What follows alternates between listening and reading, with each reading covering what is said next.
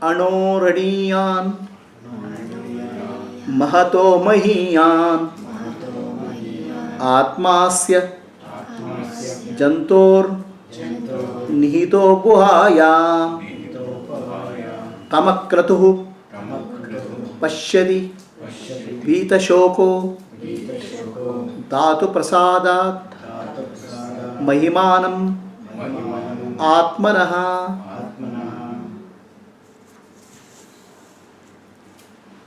Anoraniyan Mahato Mahiyan. It is smaller than the smallest. It is subtler than the subtlest. It is bigger than the biggest. How is it possible?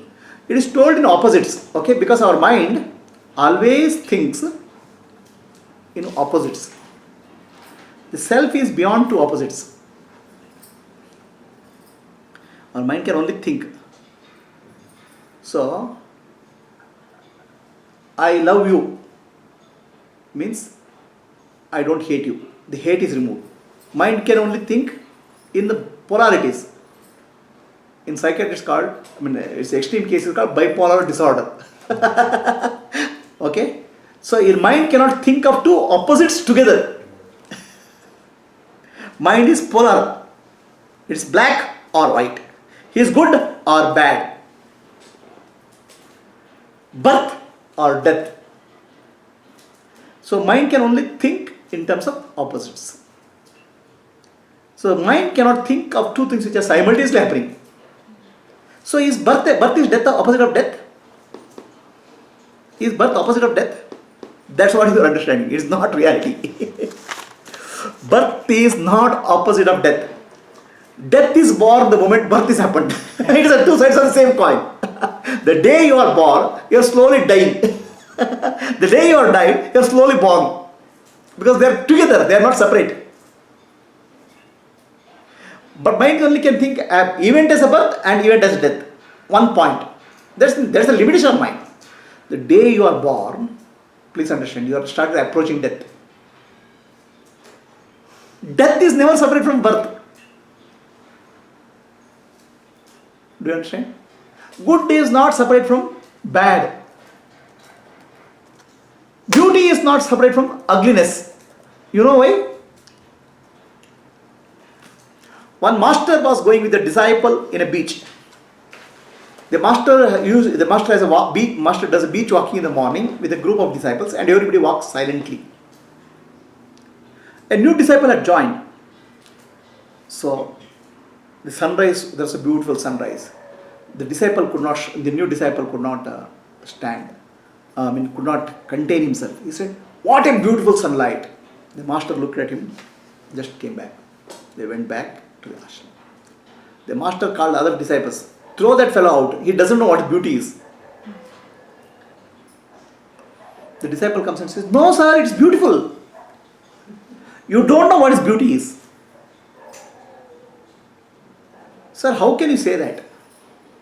See, the moment you say something is beautiful, you know something is ugly. In your mind, ugliness appeared along with beauty. The moment I say good, something as bad is already coming. Good is with reference to bad. Okay? Death is with reference to birth. Birth is with reference to death. You will never be able to separate out two. The mind only can think in separation.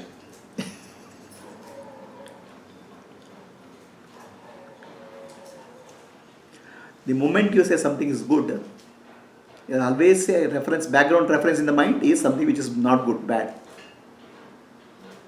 Can you think of good without thinking of bad? There is no good at all. Can you think of beauty without thinking of ugliness? So, in your mind, the beauty and ugliness are appearing together. You are expressing beauty, but ugliness has already appeared. Good and bad has appeared in the mind together. Birth and death has appeared in nature together. But you can only think in separation. That's the limitation of mind. But nature is not like that. Nature, everything happens together. The moment you say a light, there's a darkness also born. You cannot say only light should be there. That's why he is saying Anoraniyan Mahato Mahiyan. Two opposites he is saying in only one word, because the moment you say it's infinite, You start thinking, oh, it's infinite. The Rishi is immediately bringing the opposite of that. Mato Anoranya, smaller than smallest and bigger than biggest. How Atma is smaller than smallest? Now, for a moment you think, the infinite big universe. Can you think? Now, think of something which is very small, maybe a needle tip or maybe atom. You thought of these two, right? So, was Atma there in these two? Even before you think of infinite universe, the I is there at the background. I never changes. Atma is there already. Because without Atma being there, you cannot think of the universe. Infinite universe you cannot think of, or small atom you cannot think of. Even small atom to think of, Atma is there. Even infinite universe you have to think of that. Atma is there before anything. And after everything also. After you think also, it's there. It's Anoraniya Mahato Mayan. It's smaller than the smallest and bigger than the. Is I there when you think of infinite universe? Yes. When you are not thinking of infinite universe, is there I? When you think of small atom, is there I? It is bigger than the biggest, smaller than the smallest, and is beyond big and small also. That Atma is you. That self is you.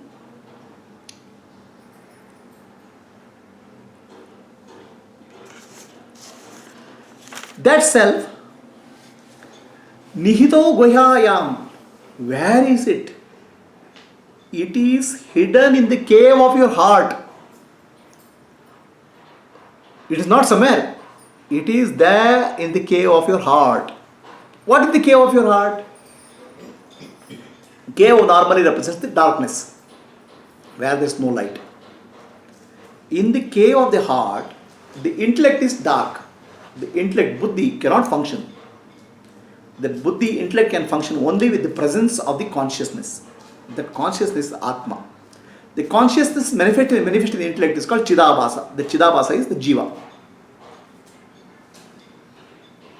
Okay. That the self is already there in the cave of your heart, intellect. Why it's called dark? Because intellect is unaware of that. Intellect cannot know it. So without knowing this secret, people start looking for a cave for meditation. It said that you have to meditate in a cave. I met one monk.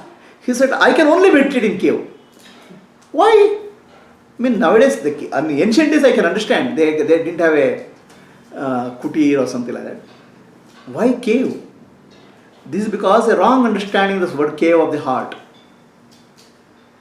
Cave here refers to buddhi. You have to meditate in the cave, but not a physical cave.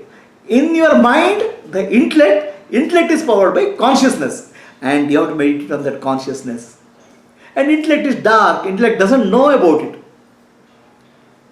It's like electric bulb glows when the electricity passes through. The light shines in the room. In the room, whatever is there, you can see, but the bulb itself cannot know there's electricity. Similarly, intellect is powered by consciousness like electricity. The intellect lights up and it's able to see, understand the world. It's able to throw light on the world, in the sense, understand the world, but intellect can never understand Atma, which is powering it.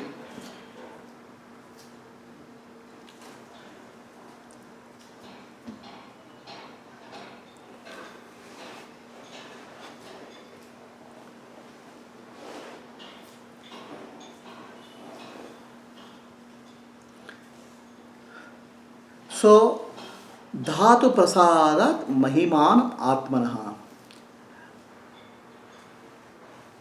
Who knows it? Who can find it? You can find that Atma, the self, by making your mind silent. Why making your mind silent? Because mind has three qualities. It's called Sattva Guna, Rajo Guna, Tamo Guna. Sattva Guna means peace. Rajoguna means activity. Tamoguna means dullness. For example, sleep is tamoguna. Intense activity is morning is rajoguna. When you are calm and peaceful, it's called sattoguna. When the mind becomes silent, okay, the reflection of the self, chidabhasa in the mind, brings lot of peace in the mind. The peace is reflected in the mind. Peace doesn't belong to the mind. When the mind is silent, the peace of the self is reflected. Ananda of the self is reflected in the mind. So, you have to make your mind from tamoguna to rajoguna to sattoguna. From dullness to inertia to activity to peaceful. So this entire journey is called spiritual journey. Most of us people want to be inert, dull, lazy around. Then there's no development will happen. The self is there in all the time, everybody. Okay, the sun is there all the time. The reflection of sun can be seen maximum in a mirror. So can you make your mind like a mirror? Can you make your mind silent so that reflection of sun, reflection of Atma, the self, appears as a deep peace in the mind. That's why people say when you meditate, make your mind silent.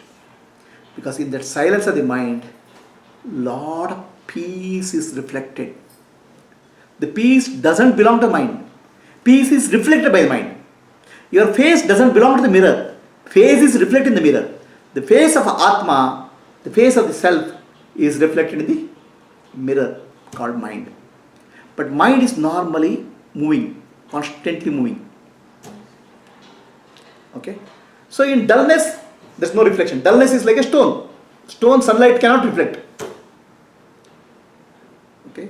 Then you have activity. Lot of activity is there. Rajoguna. So mind goes outwards. There's a restlessness. So in that activity of peace you can't find. When the mind is silent, you can find peace. So the spiritual activity which is prescribed for is person who is dull, you do activity which is Rajoguna. Do it in such a way that you perform as yajna or service. Okay. So now what will happen? The mind starts calming down. When you start doing something as a service, when you start doing as a selfishness, there's an agitation. When you start doing service, there's a calming of the mind. Then from Rajoguna, intense external activity, you go to a mental side, mental peaceful activity. So external activity you can do is yajna, or you can do as a service or karma yoga. When you have mind is in the mode of Rajoguna activity. Now your mind has become Sattoguna, or mind has become more and more silent. The activity, external activity, you may not do much. Now the mental activity starts, it's called Upasana, meditation, okay, which will make you mind calm. It involves teaching of spiritual teaching, listening to spiritual teaching. So the mind is Sattoguna. Then you have to go beyond Sattoguna, go beyond mind. Mind has become peaceful. Don't stay there, because mind peaceful is not the nature of the mind. Who is giving peace to the mind? I, the real I, the self, Atma. So take your attention back to the self. That is called mukti or liberation. Now you have gone beyond the relative world to the absolute. From body, mind and intellect to consciousness. So Sri Ramana Maharshi gave a very simple method for this. Very simple. Very, very simple. Nothing can be more simple than that. He said, who are you? Now, if the question is little bit changed, instead of who are you, I ask the question, are you aware? Okay. So the moment you ask the question, are you aware? You say, yes, I am aware. Where is the awareness? The awareness of consciousness, this is your nature. So take your attention back to your nature by asking the question, who am I? By understanding Vedantic scripture, again and again go back to your inner self. This is the teaching of Yamadarnavada. So many times some spiritual practices are given. Observe the breath, observe the mind and all. Please understand that the focus is not observing the breath or mind. Focus is in the process observing the breath or mind. When you observe the breath, the mind is doing the job of observing the breath. The mind goes here and there. So in effect you are observing the mind. When you are observing the mind, you are the sakshi, the witness. Okay? And witness is unchanging reality behind the mind. And that witness is the self, pure consciousness or Brahman. So like that, from outer to inner, when you say observe the breath, really you observe the observer. Be aware of the aware, one who is aware, observer. Most of the time we are aware of the objects, but we are not aware of one who is aware. So becoming aware of one who is aware is called realization.